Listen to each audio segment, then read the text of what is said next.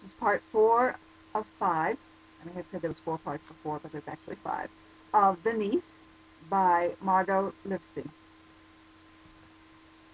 The people I shared with had all gone away, and I'd been looking forward to having the place to myself. But as soon as I stepped outside, I worried that I'd left the gas on, or the iron, or the lights, or I hadn't locked the door, or I hadn't locked the window, or I hadn't flushed the toilet, or the cat's water bowl was empty, or my mother was trying to phone.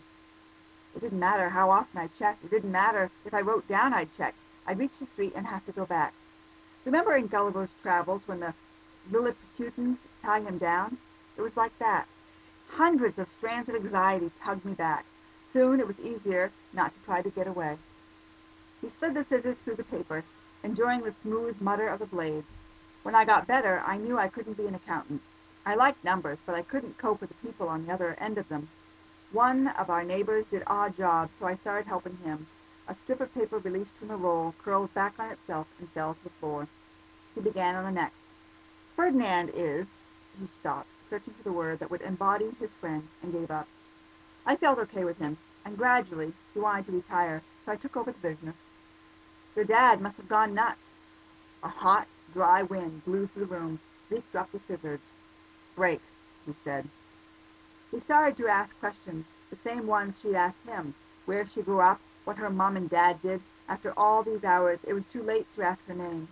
You know, she said, when you reach a certain age, people don't ask what your parents do. They ask what you do. But without waiting, she went on. My mother, after years as a bored housewife, runs a glorified junk shop. She invents amazing provenances for her goods. This hot water bottle warmed the feet of Marie Antoinette. Dr. Johnson dipped his pen in this very inkwell. My father used to be a school teacher. Now he's a chancellor. He'll bet on anything, horses, dogs, which of his children will go up to rack and ruin first. He's the kind of person who tells everyone else in the cinema to shut up and then chats away for the rest of the film. I take after both of them. Do you mean that? He said. She stopped and looked at him, eyes flickering. Yes and no. You know how it is. You make every effort not to be like your parents, and then you catch yourself tying your shoelaces in exactly the fussy way your mother does. Or even worse, doing something you don't really want to do, leaving a huge tip after a big meal, just to be different from them. She didn't mention Miss F., nor did he. Zeke would catch himself, wondering whether she really existed. Then he would turn around, or her mother would, and there she was.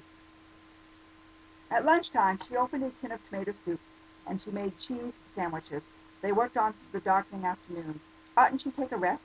He asked. Then they could finish the lining paper tomorrow. While he held the plumb line, she drew the chalk marks on the wall. The smell of chalk always makes me think of school, she said. The streetlights came on, fuzzy amber splodges, and in the houses opposite curtains were drawn.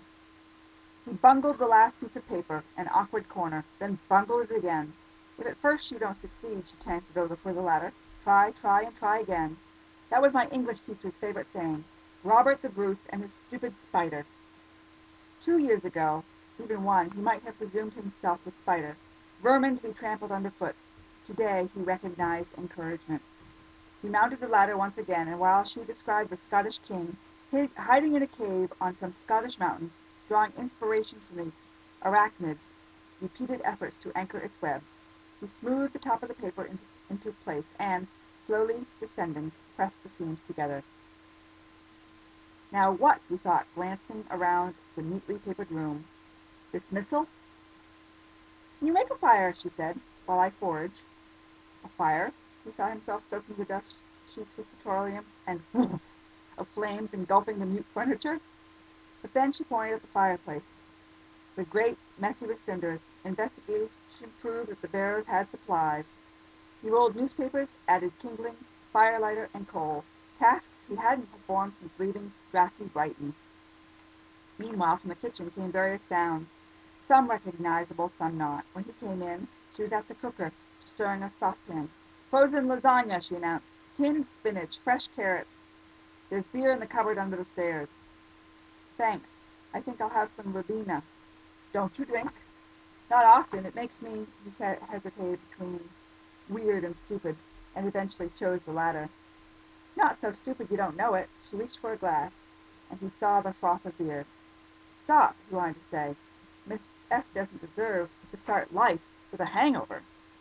But before he could think of a polite way, or indeed any way, to voice his concern, she was shouting, "Fuck! Fuck!" He watched in amazement as she grabbed the saucepan and banged it against the stove. Once, twice, carrots flew. And then he was in the hall. He had seen her wet lips stretched wide, her eyes staring out of her head. Not gestures that had appeared on the poster, but, combined with the shouting, fairly unequivocal. In the living room he bent to tend the fire, fighting the desire to climb out the window and never come back. The first flare of the kindling had died down, and the coals were glowing dully, when he heard her footsteps. The end of part 4.